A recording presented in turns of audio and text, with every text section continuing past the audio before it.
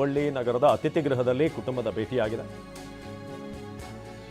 ಸುಜಾತ ಕುಟುಂಬದವರ ಭೇಟಿ ಮಾಡಿದ್ದಾರೆ ಬಿಜೆಪಿ ನಾಯಕರು. ಹುಬ್ಬಳ್ಳಿ ನಗರದ ಅತಿಥಿ ಗೃಹದಲ್ಲಿ ಕುಟುಂಬದವರು ಭೇಟಿಯಾಗಿರುವುದು. ಕೇಂದ್ರ ಸಚಿವ ಪ್ರಹ್ಲಾದ್ ಜೋಶಿ, ವಿಪಕ್ಷ ನಾಯಕ ಆರ್ ಅಶೋಕ್, ಛಲವಾದಿ ನಾರಾಯಣ ಸ್ವಾಮಿ, ಮಹೇಶ್ ತೆಂಗಿನಕಾಯಿ ಇವರನ್ನ ಭೇಟಿಯಾಗಿದ್ದಾರೆ. ಕುಟುಂಬದವರಿಂದ ಮಾಹಿತಿಯನ್ನು ಪಡೆದಿರುವಂತಹ ಬಿಜೆಪಿ ನಾಯಕರು. ಸುಜಾತ ಕುಟುಂಬ ಸದಸ್ಯರನ್ನ ರಾಜ್ಯ ಬಿಜೆಪಿ ನಾಯಕರು ಹಾಗೆ ಕೇಂದ್ರ ಸಚಿವರು ಪ್ರಹ್ಲಾದ್ ಜೋಶಿ ಅವರು ಕೂಡ ಭೇಟಿಯಾಗಿ ಮಾತುಕತೆ ನಡೆಸಿದ್ದಾರೆ. ಕುಟುಂಬದವರಿಂದ ಮಾಹಿತಿ ಪಡೆದಿದ್ದಾರೆ ಘಟನೆ ಸಂಬಂಧಪಟ್ಟ ಹಾಗೆ.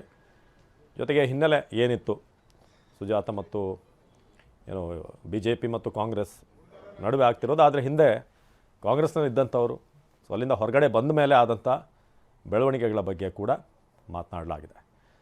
ಜೊತೆಗೆ ಒಂದಷ್ಟು ವಿಡಿಯೋಗಳು ಕೂಡ ವೈರಲ್ ಆಗ್ತಿರುವಂಥ ಹಿನ್ನೆಲೆ ಬಿಜೆಪಿ ಅವರು ಮಾಡ್ತಿರುವಂಥ ಆರೋಪ ಇದು ಕಾಂಗ್ರೆಸ್ನಲ್ಲಿದ್ದಂಥ ಸಂದರ್ಭದಲ್ಲೇ ಆಗಿರುವಂಥ ಪ್ರಕರಣ ಇದು ಅಂತ.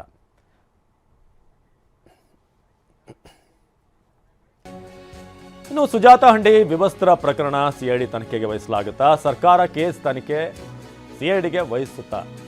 ಆ ಒಂದು ಸಾಧ್ಯತೆ ಇದೆ. ಹಿಂದೆ ಸಿಐಡಿ ತನಿಖೆಗೆ ನೀಡಿ ಆದೇಶವನ್ನು ಪ್ರಕಟ ಮಾಡುವಂಥ ಸಾಧ್ಯತೆ ಇದೆ. ಜನವರಿ 2ರಂದು ಸುಜಾತ ಸಹಚರರ ಮೇಲೆ ಕೇಸ್, ಪಾಲಿಕೆ ಸದಸ್ಯೆ ಸುವರ್ಣ ಸಹಚರ ವಿರುದ್ಧವೂ ಕೂಡ ಕೇಸ್ ದಾಖಲಾಗಿತ್ತು. ಸುವರ್ಣ ಮತ್ತು ಸುಜಾತ ಹಿಂದೆ ಒಂದೇ ಪಕ್ಷದಲ್ಲಿದ್ದಾಗ ಗೆಳತಿಯರಾಗಿದ್ರು ಅನ್ನೋ ವಿಚಾರ. ದೂರು ಪ್ರತಿದೂರು ತನಿಖೆ ಸಿಐಡಿಗೆ ನೀಡುವಂಥ ಸಾಧ್ಯತೆ ಇದೆ.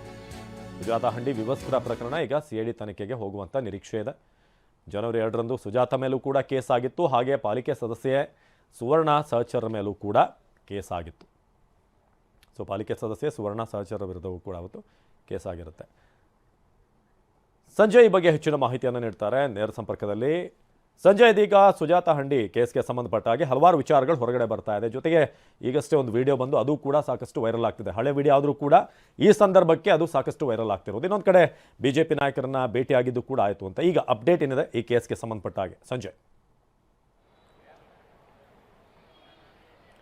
ಅವಿನಾಶ್, ಜನವರಿ 2ರಂದು ವೋಟರ್ ಮ್ಯಾಪಿಂಗ್ ವಿಚಾರಕ್ಕೆ ಸಂಬಂಧಪಟ್ಟಂತೆ ಸುಜಾತ ಹಂಡಿ ಮತ್ತು ಪಾಲಿಕೆ ಸದಸ್ಯೆ ಸುವರ್ಣ ಕಲಕುಂಟ್ಲ ಬೆಂಬಲಿಗರ ನಡುವೆ ಗಲಾಟೆ ಆಗಿತ್ತು. ಈ ನಂತರ ಈ ಸುಜಾತ ಹಂಡಿ ಮತ್ತು ಸಹೋದರರ ವಿರುದ್ಧ ಕೇಶವಾಪುರ ಪೊಲೀಸ್ ಠಾಣೆಯಲ್ಲಿ ಪ್ರಕರಣ ದಾಖಲಾಗಿತ್ತು. ನಂತರ ಇದೇ ಪ್ರಕರಣಕ್ಕೆ ಸಂಬಂಧಪಟ್ಟಂತೆ ಸುಜಾತ ಹಂಡಿಯನ್ನು ಬಂಧಿಸಿ ಕರೆತರದ ಸಂದರ್ಭದಲ್ಲಿ ನಡೆದಂಥ ಒಂದು ಹೈ ಡ್ರಾಮಾ ಸಾಕಷ್ಟು ಒಂದು ಸುದ್ದಿ ಆಗಿತ್ತು. ಜೊತೆಗೆ ನಂತರ ಬಿಜೆಪಿ ಕೂಡ ಪ್ರತಿಭಟನೆ ನಡೆಯಿತು. ಪ್ರತಿಭಟನೆ ನಂತರ ಇದೀಗ ಸುವರ್ಣ ಕಲಕುಂಟ್ಲ ಮತ್ತು ಅವರ ಸಹಚರ ಸೇರಿದಂತೆ 9 ಜನರ ವಿರುದ್ಧ ಸುಜಾತ ಹಂಡಿ ಸಹೋದರ ಮರ್ಯಾದಾಸ್ ಕಂಪ್ಲೇಂಟ್ ಅನ್ನು ನೀಡಿರುವಂಥದ್ದು.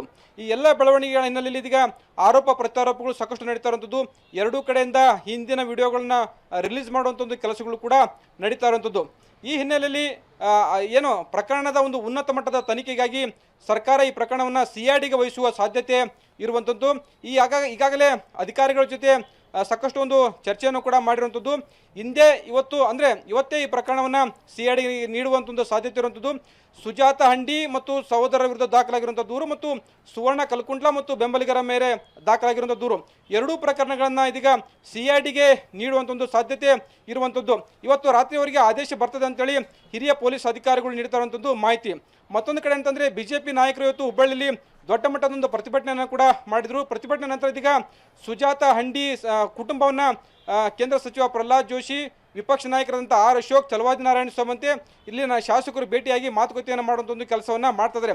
ಒಂದು ಕಡೆ ಬಿಜೆಪಿಯವರು ಮಹಿಳೆ ಮೇಲಿನ ದೌರ್ಜನ್ಯವನ್ನು ಖಂಡಿಸಿದರೆ, ಇನ್ನೊಂದು ಕಡೆ ಕಾಂಗ್ರೆಸ್ನವರು ಏನು ಸಂತ್ರಸ್ತ ಮಹಿಳೆ ಸುಜಾತ ಹಂಡಿ ನಿಜವಾಗ್ಲೂ ಕೂಡ ಈಕೆ ಸಂತ್ರಸ್ತ ಮಹಿಳೆ ಅಲ್ಲ, ಬದಲಾಗಿ ಈಕೆಯ ಕ್ರಿಮಿನಲ್ ಬ್ಯಾಕ್ಗ್ರೌಂಡ್ ಇದೆ, ಈಕೆ ಕ್ರಿಮಿನಲ್ ಅನ್ನೋ ಮಾತುಗಳನ್ನ ಹೇಳ್ತಾ ಇರುವಂಥದ್ದು.